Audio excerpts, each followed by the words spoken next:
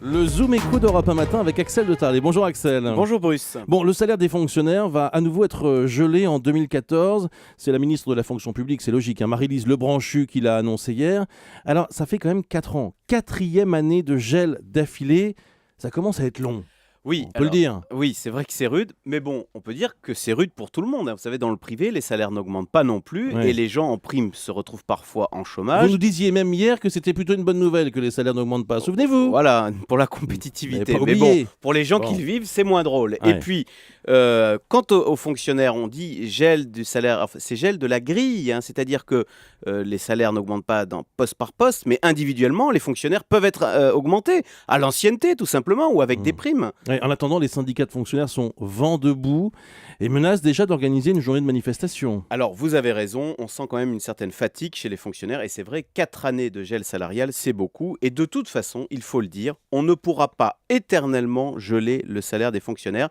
Dans l'enseignement, où l'on a déjà du mal à embaucher, mais il faut savoir que les salaires d'entrée, maintenant, sont en train de se faire rattraper par le SMIC. Et puis de même, les infirmières également, on sait qu'on n'arrive pas à en trouver, elles aussi sont très mal payées. Donc on ne peut pas non plus avoir comme politique de paupériser 5 millions de fonctionnaires. Oui, mais, et vous nous le dites régulièrement sur Europe 1 le matin, il faut faire des économies. L'État n'a plus d'argent. Alors certes, et cette mesure, effectivement, va permettre d'économiser près d'1 milliard d'euros. Alors c'est beaucoup, mais en même temps, 1 milliard d'euros, ça n'est pas non plus à la hauteur du problème. Le problème, on le connaît, c'est que la France est suradministrée. La sphère publique en France, c'est 56% de l'économie.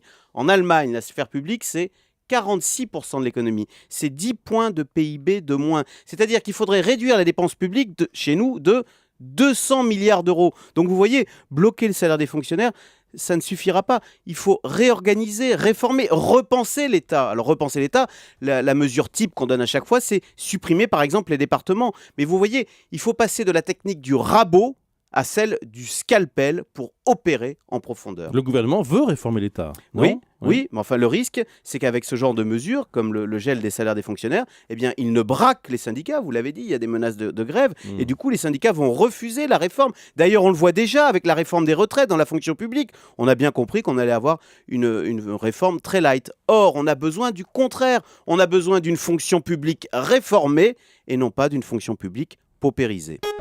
Le chiffre du jour, moins 40 euros. Le prix de l'électricité était négatif dimanche matin sur les marchés, moins 40 euros du mégawattheure. Explication, il y avait beaucoup de vent et de soleil dimanche matin en France et surtout en Allemagne. Du coup, les éoliennes et le photovoltaïque ont fonctionné à plein régime. Mais comme l'électricité ne se stocke pas, eh bien on est bien obligé de s'en débarrasser, d'où ce prix négatif. Merci beaucoup Axel.